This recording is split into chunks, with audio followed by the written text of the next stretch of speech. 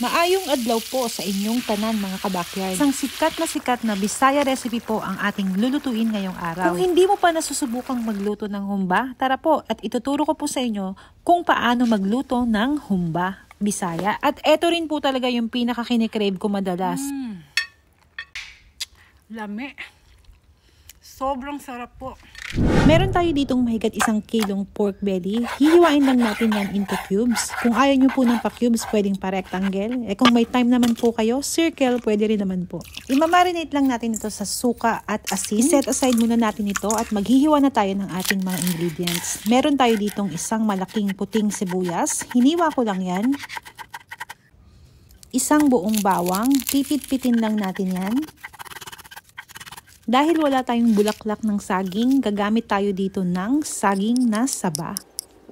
At syempre po, hindi pwedeng mawala ang ating pang-garnish na dahon ng sibuyas. Pwede rin nyo namang skip tong dahon ng sibuyas. Gusto ko lang po talagang maging maganda yung presentation natin para masarap kainin. Tapos na po tayong mag-prepare ng ating mga ingredients. At tara po, lutuin na po natin itong ating humba Bisaya.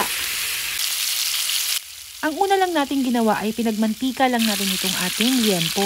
Ayan po, naglabasan na yung kanyang sariling mantika. Iuurong ko lang itong ating liempo sa isang tabi, ayan, para makapag-gisa na tayo ng ating bawang. Kapag lumabas na yung aroma niyan, isunod na natin yung sibuyas. Ayan. Kung nanonood ka pa rin, paki-comment down below po mga kabakyard kung saang bansa kayo nakatira. Para malaman natin kung hanggang saan umaabot itong ating mga videos. Matapos nating masangkot siya ng maigi ay ilalagay ko na ang ating toyo. Lalagyan ko rin yan ng chicken cubes. Star anise.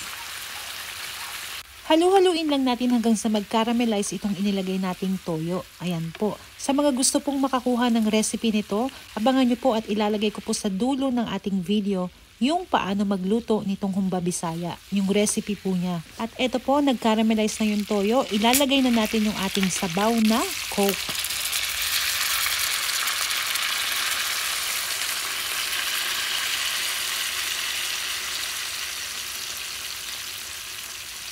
Maglalagay na rin ako ng iba pang mga aromatics niyan. Meron tayo ditong laurel at pamintang buo. Haluin lang natin yan at takpan at pabalikan natin yan makalipas ang 1 oras. Habang nagpapakulo tayo ng ating humba ay ipiprito ko na itong ating saba. Ayan po, para mas lumabas yung kanyang umami flavor. At makalipas ang 1 oras,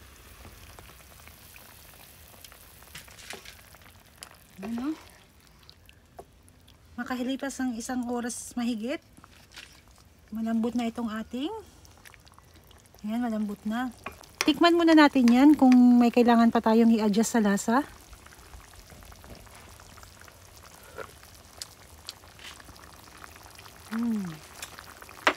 Kulang ng konting acidity, dagdagan ko lang ng konting suka. Ayan.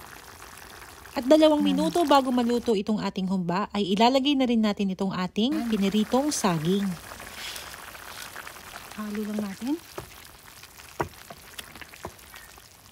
At lalagyan ko rin yan ng black beans. Ihahalo ko na rin itong pork and beans. Mix lang natin yan. Ayan. At maglalagay na rin ako ng itlog. Malasado lang po yung pagkakaluto ng itlog na yan dahil mas masarap po para sa akin yung malasado. Pwede rin naman pong hard-boiled egg yung ilagay nyo. Pero depende na po sa inyo kung ano yung gusto niyo. At eto na po mga kabakyard. Makalipas ng mahigit 1 oras na pagluluto natin, luto na po ang ating humba Bisaya. I-plating na natin ito at samahan nyo po akong tikman natin itong ating humba Bisaya.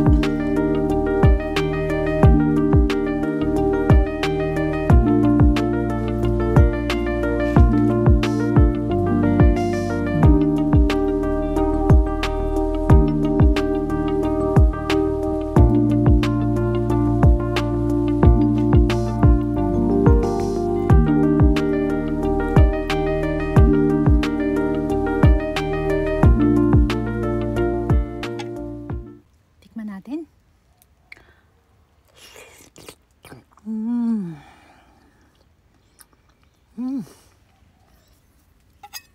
Grabe.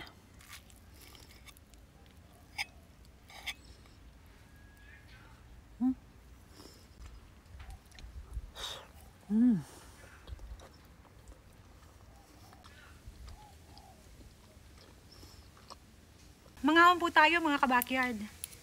Yan ang sarap. Grabe to. Yan o. Yung ating humba bisaya. Grabe, sobrang lambot.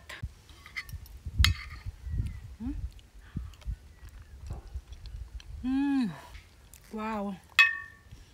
Lami. Lami kayo. Kanin.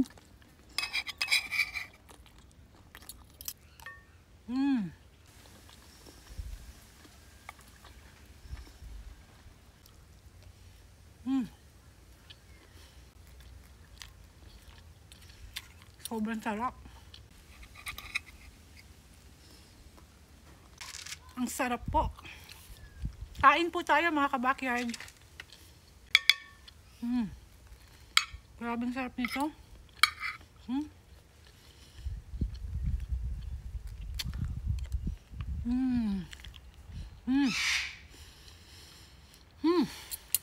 Wow.